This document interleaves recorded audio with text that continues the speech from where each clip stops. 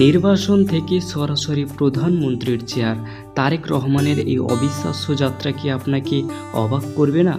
জীবনে কখনো কখনো এমন সময় আসে যখন একজন মানুষকে প্রমাণ করতে হয় সে শুধু পরিচয়ের জন্য নয়, নিজের যোগ্যতা ও নেতৃত্ব দিতে পারে। বাংলাদেশের রাজনীতিতে এমনই এক নাটকীয় উত্থানের নাম তারেক রহমান। বিতর্ক, নির্বাসন আর দীর্ঘ প্রতীক্ষার পর তিনি অবশেষে দেশের সর্বোচ্চ নেতৃত্বে পৌঁছে গেছেন। এটি শুধু একটি রাজনৈতিক গল্প নয়, বরং এক লড়াইয়ের গল্প। তারেক রহমানের জন্ম 20 নভেম্বর 1965 সালে বগুড়া জেলায়। তিনি বাংলাদেশের সাবেক রাষ্ট্রপতি জিয়াউর রহমান এবং সাবেক প্রধানমন্ত্রী খালেদা জিয়া এর বড় ছেলে। ছোটবেলা থেকেই তিনি রাজনীতির এক শক্তিশালী পরিবেশে বড় হয়েছেন, যেখানে নেতৃত্ব, সংগ্রাম এবং দেশের প্রতি দায়িত্ববোধ ছিল প্রতিদিনের অংশ।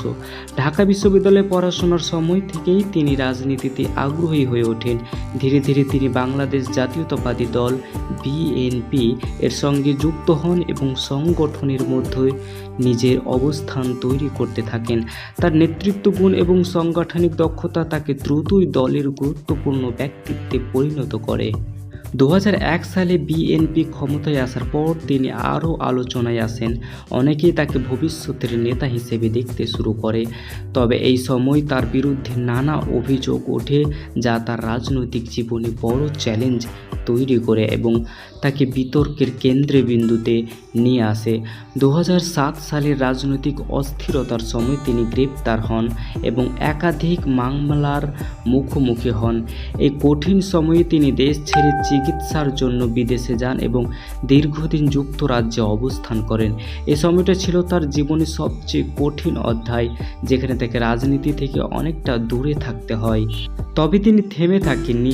বিদেশে থেকেও তিনি দলের নেতৃত্ব দেন এবং ধীরে ধীরে নিজের রাজনৈতিক অবস্থান শক্ত করেন। তার সমর্থকরা তাকে একজন দৃঢ়চেতা নেতা হিসেবে দেখতে শুরু করে, যিনি প্রতিকূল অবস্থাতেও লড়াই চালিয়ে যেতে পারেন।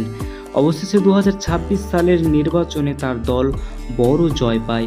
দীর্ঘ প্রতীক্ষা ও সংগ্রামের পর তিনি দেশে ফিরে আসেন এবং 17 ফেব্রুয়ারি 2026 সালে বাংলাদেশের প্রধানমন্ত্রী হিসেবে শপথ নেন। এটি শুধু তার ব্যক্তিগত সাফল্য নয়, বরং বাংলাদেশের রাজনীতিতে এক নতুন অধ্যায়ের সূচনা। তারেক রহমানের জীবন আমাদের শেখায়, জীবনে যত বাধাই আসুক, যদি আপনি হাল না ছাড়েন, তাহলে একদিন আপনি আপনার লক্ষ্য অর্জন করতেই পারবেন। আপনার পরবর্তী পদক্ষেপ কী তা আমাদের কমেন্টে জানাবেন। ভিডিওটি ভালো লাগলে লাইক করবেন এবং চ্যানেলটি সাবস্ক্রাইব করে আমাদের পাশে থাকুন। ধন্যবাদ সবাইকে।